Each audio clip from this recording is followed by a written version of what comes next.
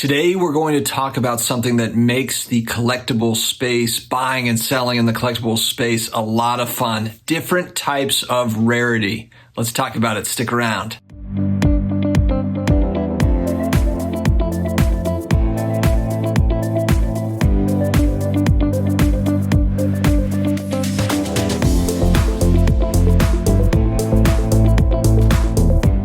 Hello to all my sports card collectors, investors, all of my collectibles friends. It is full-blown holiday season. Are you guys off of work yet? Or still plugging along? I'm going to take some time off from work. I might take a little bit of time off from the channel as well. Just kind of take a little bit of a breather. Not long though. Don't think it's going to be a long time. It definitely won't be. Maybe a day or two. You know what I mean? Like a vacation. If you're new here, please hit that subscribe button. We come out with sports card content, collectibles content with a little bit of a finance twist.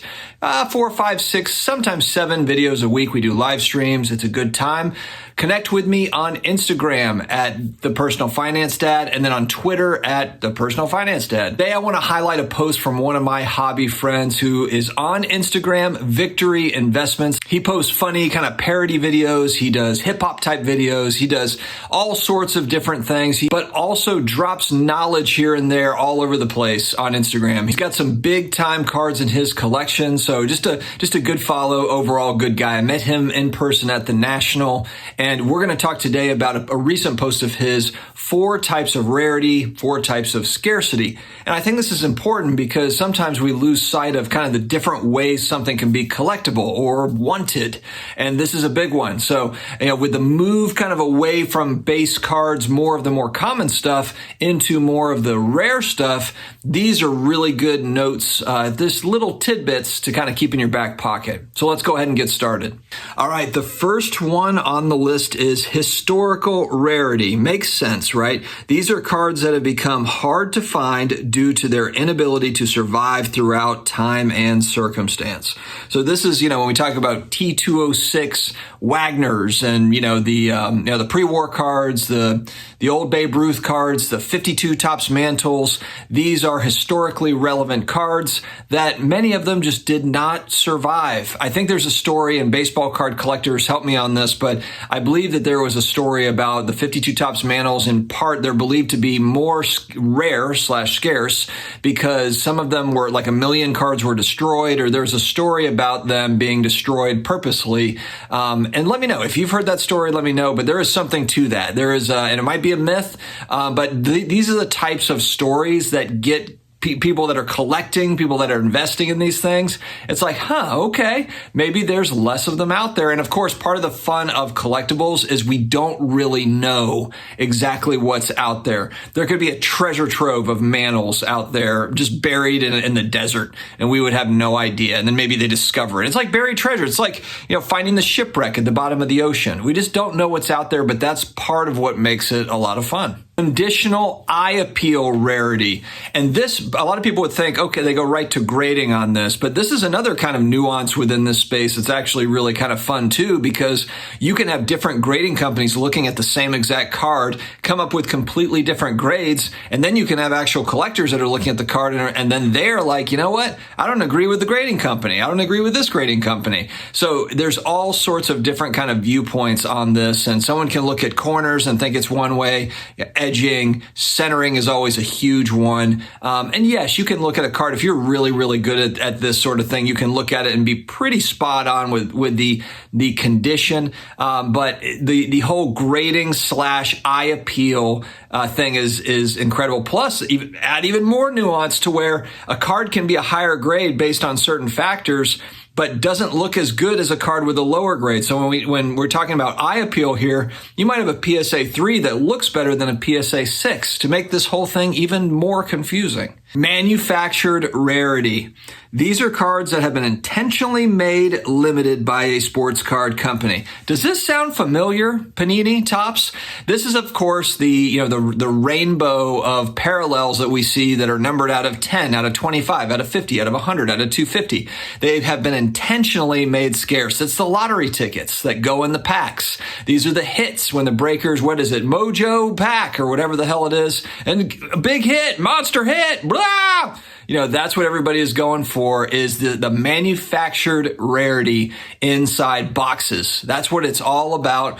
Something that's very different from today's hobby compared to, when you go back to the 50s, 60s, 70s, 80s. The big hit was the Jerry Rice rookie card in the 86 Topps set. It was the Ricky Henderson rookie card in 80 Topps or whatever.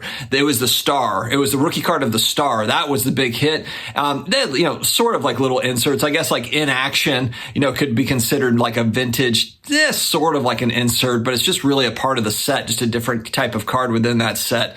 But that whole thing has changed dramatically. So you've got the manufactured scarcity, the case hits. When we talk about like 90s inserts are so popular, the PMGs are all over the place. It's because they are manufactured to be scarce. They might have printed a lot of the product, but when there's a card that's numbered out of 10, like a PMG green or a PMG red that's numbered out of 99, and you've got a zillion boxes out there, it is like Willy Wonka's, golden ticket.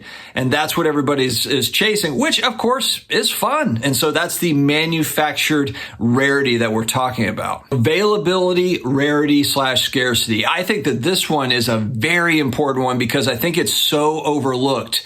And when we talk about auction houses, I've heard auction houses talk about, part of the reason why pricing on a specific card dropped down was because too many of the supply hit the market at the same time. So when you really kind of think about that, so much of this has to do with timing as well. You might have something that is fairly scarce, but if a bunch of them hit the market at the same time, it will have a negative impact on the overall price. So if a bunch of them hit the market, it's great for buyers, not great for sellers. And people will say, oh, well, that's really more for like the base stuff, the more common stuff. But no, that goes all the way down to the really scarce stuff. Even if you have something that is, numbered out of 25, there's only 25 of that thing that have been printed. If 9 of the 25 hit the market at the same time, it's not going to sell nearly as high as if there's one that hits the market, and that's the only one that's in the market for that month, or for over a couple months span of time. And so again, that's kind of an interesting, when we're looking at comps, especially on rare stuff, and when we're talking about pricing, that's an incredibly important thing, because also with the more high-end stuff, it's more likely that on the higher end that's going to go back into a collection, or that's going to be kind of a showcase for somebody, maybe a wealthy person that's got a $100,000 card. Yes, some of those cards are being flipped, but a lot of times they're pulled out of the market. They're bought by whoever that wealthy person is, and then it goes back into the vault. It goes back, and they're not necessarily looking to flip it. They might sell it down the road a little bit, but that's not a card that's flipped typically every month, every few months, on the more scarce stuff. They bought that in most cases as an investment or as a showcase in a wicked man cave or something like that, where they can be like, hey, check this out to all their buddies. Look at this, whatever it is, LeBron James, whatever, Michael Jordan, whatever, Kobe, whatever, Mickey Mantle, whatever. And so the availability, I think I've heard this called the float before, because, there's depending on whether you have a lot of something or you have a little of something, how many are actually being sold in the market? How many are being offered? And then, of course, as prices rise, it then draws more of them out, because you have collectors or investors, flippers, whatever. They're like, oh man, that card got to $1,000. I'm going to sell mine now.